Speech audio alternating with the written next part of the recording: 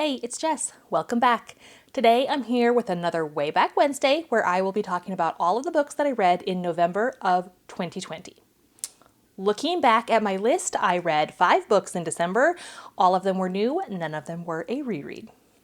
The first book I read was The Radium Girls by Kate Moore. This is a nonfiction book about the women that painted like the radium dials on the clocks in, I believe, World War II. And at the time, that's how a lot of them got paid, and they felt like they were very special. The radium, because it like glows in the dark, kind of.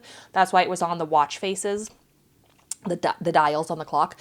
But we didn't know anything about radium at the time, and so this book talks about the beginning of those factories, after the factories have shut down, as these women got older, they started having severe side effects, and they were fighting for like compensation and for workers' rights in the courts, and the courts, they wouldn't believe the women that their symptoms, like they had teeth falling out, some of them lost their bottom jaws because they would like dip the paintbrush. They would dip it, but first they'd like put it in their mouth to make a point and then dip it. But if you do that in the radium, and so it was in their mouth. It was a really harrowing tale and really sad that it was nonfiction, so it was all true. Kate Moore is a wonderful writer, so it was really interesting, and I know a lot more about it. I don't really want to read it again. Some of it was very disturbing, the descriptions of things that happened to these women as a side effect of being in these factories with radium for so long. But I thought that it was really well written and very informative, and I highly recommend, especially if you're, looking for like World War II nonfiction. I thought this was a really good book and gave me a peek into that life. Next, I read Where the Crawdads Sing by Delia Owens, and I didn't pick this book up for a really long time. It was huge, I know, in like 2019, 2020. It's not the type of book that I typically read, but I saw it at the library, so I decided to pick it up, and I read it really fast. I was so engaged. I enjoyed it a lot more than I thought I would. This book follows Kaya, who is basically... around town, she's known as Marsh Girl. She lives in the marsh with her dad. I can't remember. I think her mom might have left. And they're very, very poor. She's not very educated. And one day her dad leaves too. So she's basically abandoned in this marsh and has had to learn how to fend for herself and live off the land, like take care of herself, even as a young child, and you follow her as she grows up. And you hear about her childhood. There's also other characters that are introduced. There's a love interest that's introduced. There's another underlying story. Like, I think at the beginning of the book, you find out that there's been a murder, and you're trying to find out about that. There's other subplots in the book, too, that aren't just following Kaya and her story growing up. I can't remember if it's a spoiler, though, so I don't want to talk about it. But I really enjoyed it. I have not seen the movie. I've heard the movie is a good adaptation, but again, I haven't watched it. But yeah, for something that's not a genre that I normally read, I actually really enjoyed Where the Crawdads Sing. The next book I read was The Dark Prophecy, which is Trials of Apollo number 2 by Rick Riordan. So this is the second book in the Trials of Apollo. There are 5 books in that series. It is a series that is in the Percy Jackson world about the god Apollo. He has been cast out and turned into a human by Zeus because of something that one of his children did in the big war that happened during the Heroes of Olympus series, which was the series right before the Trials of Apollo. So his name is Lester, and Apollo's name is Lester when he's a human. So in the first book, he gets sent to Earth, he finds Percy Jackson, he goes to Camp Half-Blood and has to complete like a trial there. And now he has to travel across North America, and he is joined by some friends. he finds a safe house and has to complete a second trial there.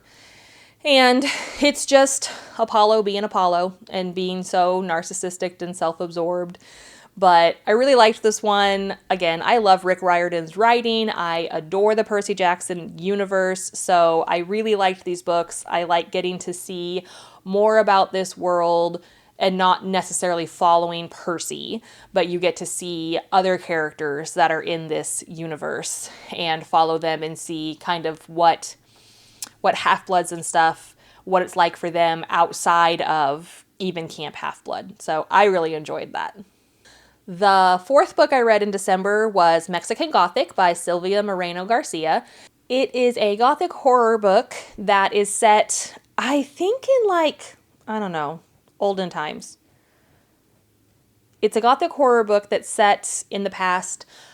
You are following Noemi. She is a debutante and kind of like a rich girl, and she gets a letter from her cousin who recently got married asking her to come to her house. Noemi gets a letter from her cousin who was recently married to visit her house because her cousin is ill. She's fallen ill. And so her cousin wants Noemi to come and help take care of her. And you find out more about what's happening at the house. Very dark. If you don't read a lot of Gothic horror, it's probably not going to be that interesting to you because Gothic horror is very different than slasher horror, or it's not in your face scary a lot. It's not a lot of jump scares as much as you can get a jump scare, in a book. But it's very slow burn, very mysterious, what's around the corner. It might take a little while to get to the scary scenes, but I enjoyed this. Again, if you don't like Gothic horror, you're probably not going to like it. I haven't read anything else by Silvia Moreno Garcia. I know she's written a lot of other things, and I've had some on my list. I haven't gotten around to reading them yet, but I'm interested to see what else she has written. I really like her writing style, very engaging and immersive. So I'd be interested to see how she writes other characters and other settings. And the last book that I read in December was The Queen of Shadows by Sarah J. Maas, and this is the fourth book in the Throne of Glass series. You are still following Selena. In the third book, Heir of Fire, she had gone to another country or province or something to learn more about her past and her heritage, and now she is back in the main city of where Throne of Glass takes place. And she is basically planning an uprising against the king because she doesn't like the king. And so she is collecting people and trying to, get them on her side. There are other stories. This one is where all the other stories are you're starting to see how they're all intermingled and how they all go together. I don't remember a lot about it. Honestly, this is the last Throne of Glass book I read. Not because I didn't like it, just because, again, I probably got distracted. But I'm going to read the whole series again this year. That is something I want to do. I've said it several times in the last few videos. So I am determined to read Throne of Glass, and I can then update you on more about what this one is about because, again, I read it 4 years ago. 3.5, and I can't remember a lot. But I do like the Throne of Glass books. I just, again, got distracted and started doing something else and completely forgot. I probably couldn't get it from the library, the next one. And then I think that's what it was. The fifth one wasn't available from the library, and so I don't think I even put it on hold. And then I finally tried to pick it up again, but it had been at least 6 months, if not longer, so I forgot everything that I had read. And so then I was like, I just need to go back and reread them again, and then I just never did. So, but this year, 2024, is the year of Throne of Glass. So, hold me to it, because I'm going to do it. Maybe this summer when I don't have work. All right, so those are the 5 books that I read in December of 2020. I had a pretty good reading month. I enjoyed everything that I had read this month, and several of them I'm pretty sure I have reread The Dark Prophecy, the Apollo Trials of Apollo. I'm like 99% sure I've read that again.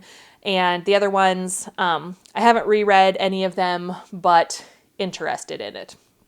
So, have you read any of these books? Let me know. What did you think? And I'll see you in another video. All right, I'll talk to you later. Bye.